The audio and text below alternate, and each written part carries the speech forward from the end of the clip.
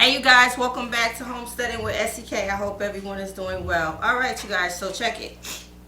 You guys should be storing up everything that you can store up. So what you're looking at right now is chicken fat.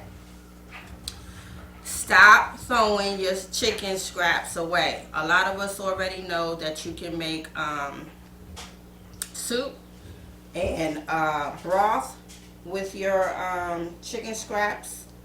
And a lot of us are preserving or rendering our beef, which is tallow fat. But you should be rendering your chicken fat, your tallow, beef, and your pork. Listen, stop throwing away the chicken scraps. A lot of us throw it away. We give them to the pigs. We give them to the dogs because the chicken fat is good for the dog's coat. We mix it in the animal food, and we give it to you know, some people do cats in the neighborhood and all that kind of stuff. But do not throw your chicken scraps in the garbage.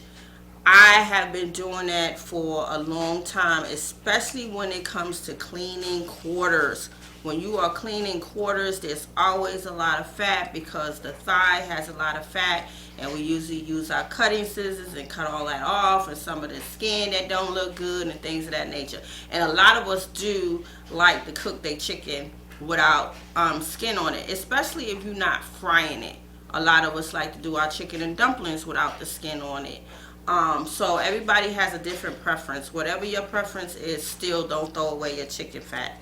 So I did a barbecue chicken the other day, and I had all this chicken scrap on the side in a bowl, and I said usually I would just throw that in the garbage. I said, you know what, I'm gonna render this chicken fat because this chicken fat is good for a lot of things. It's gonna flavor up anything you cook. You can use it. It acts as a butter, as you can see. I render that sucker down, and I use a cheesecloth. And when you're rendering your chicken, you want to definitely keep that on super low. The same way if you're rendering your pork or your beef tallow. So I didn't have a lot. So this is what it's looking like after it's done. So when you are rendering, especially that chicken fat, you gotta do it slowly, very slowly, because it can literally burn up. So you want to do it slow. You want to check on it when it first starts. It's gonna be watery. It's gonna be super watery. You're gonna be like, what am I doing here? But I'm telling you, by the time it finishes, you're gonna be like, wow, I had no clue.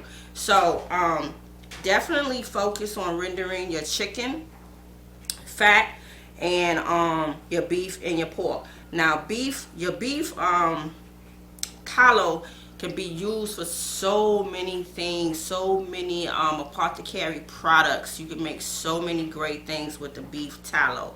I'm gonna do a little bit more research with chicken fat, but I already know chicken fat is good to cook with. You know, you could do your eggs. You can, you know, use it as like an olive oil to start something. You can use it in your roux. You know, definitely your roux. Don't forget the roux. This is perfect for making your roux to get your gravy ready. So this will make awesome gravy, and there's other things as well. But I'm gonna do some research on how to use chicken fat. But what I noticed now, and I saw this some time back, and I should have did a video on it when I seen it. They are right now, and so what I'm gonna start doing, I'm gonna start going to my supermarket right here. Right at my entrance when I leave out to get on the highway. They have KJs, and so when I go shopping there, what I like to get is like my pork butts, and I like to get them cut. So what I noticed what they're doing, and I should do a video on this as well, when they cut your pork butt and they sell it as pork steaks, or sometimes they may mix it in an assortment of pork chops. You can buy that butt for like like a nice size for like $22 when it's on sale. When it's not on sale, for like $34. And you could literally have that thing cut like in 15 slices and have some good, nice pork steak. So when I go there, I always do that, and the guy is really nice. So what I'm going to start doing is asking him, do he have leftover tallow?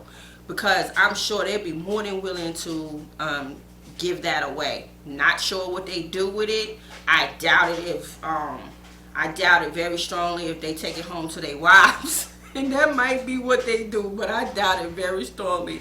But I'm gonna take my chance, like I used to do the coffee grinds, and go get that at Starbucks. And I used to come home with bags and bags full. So I'm gonna take my chance and ask the butcher over at my supermarket, can I get the leftover fat?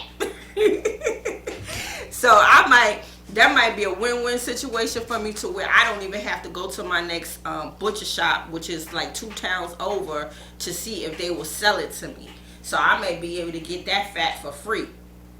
But you guys should be stocking up. You should be canning. You should be preserving anything that you can preserve. You should be dry canning. You should be water bath canning. You should be dehydrating at all means. If you just got an oven, you can dehydrate in your oven. If you don't have a dehydrator, you can get a super affordable one. You don't have to have a big expensive one. But if that's what you got, kudos. But you don't have to get expensive equipment to do these things to preserve your food. You should be freeze drying. If you have that machine, you should be doing that. So you should be still stocking up at all means possible. Okay, you guys. So I just wanted to bring this quick little video to you guys to encourage you guys to not throw out the chicken fat, because we are quick to throw those things in the garbage. And like I said, you could feed that to some of your cattle. Some people even give it back to their chickens. I never done that, but I hear people feed their chickens chicken. So remember not to throw away the chicken scraps, okay? Put it in a Ziploc bag. Even if you can't render it right away, put it in, make a Ziploc bag just for your chicken fat, so you can use that to make your soup base. Oh gosh, my mind went blank just that quick. So your broth, so that you can make your broth. So don't throw it away. If you can't get to it right away, put it in a Ziploc bag and put it in your deep freezer. All right, you guys, this is SEK the Homesteader. I will see you guys on the next video. Until then, peace.